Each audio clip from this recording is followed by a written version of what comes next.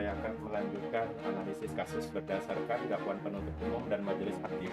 Dapat dianalisis dengan menggambarkan analisis dakwaan, tuntutan, dan keputusan sebagai berikut. 1. Analisis dakwaan. Putusan Pengadilan Negeri Serang nomor 76-PID.B/2023 PR.Serang tanggal 15 Maret 2023 berangkat dari dakwaan yang disusun oleh dakwaan penuntut umum dan juga atas tuntutan jaksa penuntut umum yang tidak berbeda dari dakwaan. Untuk alasan, kami mulai menganalisis keputusan dakwaan penuntut surat dakwaan yang dibuat oleh jaksa penuntut umum dalam jenis dakwaan tanggal sebelum kami mengemukakan mengenai analisis yuridis tindak pidana penganiayaan atau kasus perkara nomor 76-PID.B/2023-PR.Serang. Ada baiknya bila kami menjelaskan sekilas surat dakwaan tunggal. Satu, dakwaan tunggal adalah dakwaan tunggal yang disusun dalam formulasi tunggal. Dakwaan yang hanya berisi satu dakwaan. Untuk perumusan dakwaan tunggal ditemukan dalam pelanggaran pidana yang jelas tidak mengandung fakta. Penyertaan mededadersi atau faktor konkursus maupun faktor alternatif atau faktor subsidiar baik pelakunya dan tindak pidana yang dilanggar sedemikian rupa hingga jelas dan sederhana. Dakwaan tersebut cukup diformulasikan dalam satu bentuk.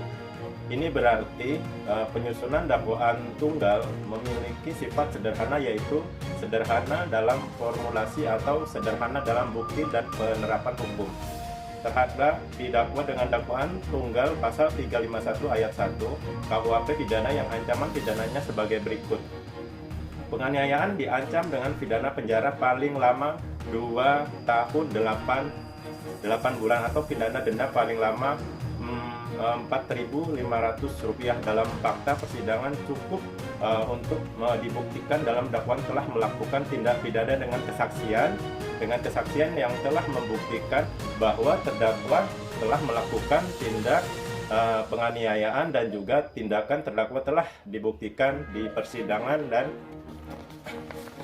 dan tersebut terdakwa mengakui tindak dilakukannya. Untuk itu kami pendapat bahwa dakwaan tunggal pada tanggal perkara 76-PID.B/2023-PR.Serang tanggal 15 Maret 2023 sudah tepat karena perbuatan terdakwa telah memenuhi semua unsur dari pasal 351 ayat 1 KUHP pidana yang dibuktikan dengan fakta-fakta diperoleh dari hasil penyelidikan di mana perbuatan terdakwa sudah memenuhi unsur-unsur. Unsur barang siapa, di mana yang dimaksud dengan kata barang siapa di sini adalah siapa yang menjadi subjek hukum, yaitu sebagai pembawa hak dan kewajiban atau siapa pelaku dari perbuatan pidana yang dilakukan untuk menghindari kesalahan penganiayaan error in persona.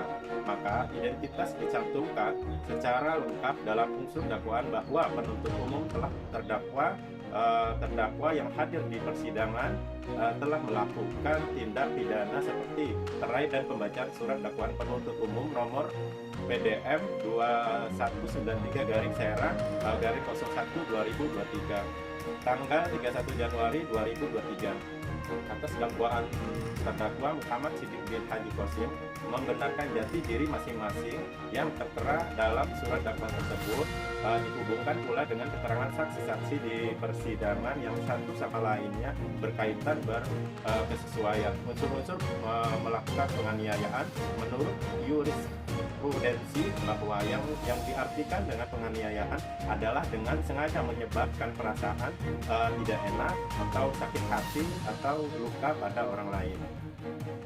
Bahwa berdasarkan keterangan saksi-saksi, keterangan terdakwa, dan dihubungkan dengan barang bukti yang diajukan di persidangan, maka telah terungkap bahwa fakta pada tanggal Jumat 21 Oktober 2023 terdakwa telah melakukan penganiayaan terhadap saksi korban Endang Lesmana bin Abbas Haris di Jalan Raya Serang, Pandeglang, kilometer 15, tepatnya Kampung Nyatuh, Desa Sukaidah, Kecamatan Baros, Kabupaten Serang. Sesuai pada posisi kasus di atas yang mengakibatkan saksi korban Endang Lesmana bin Haris mengalami memar dan merah di bagian mata sebelah kiri.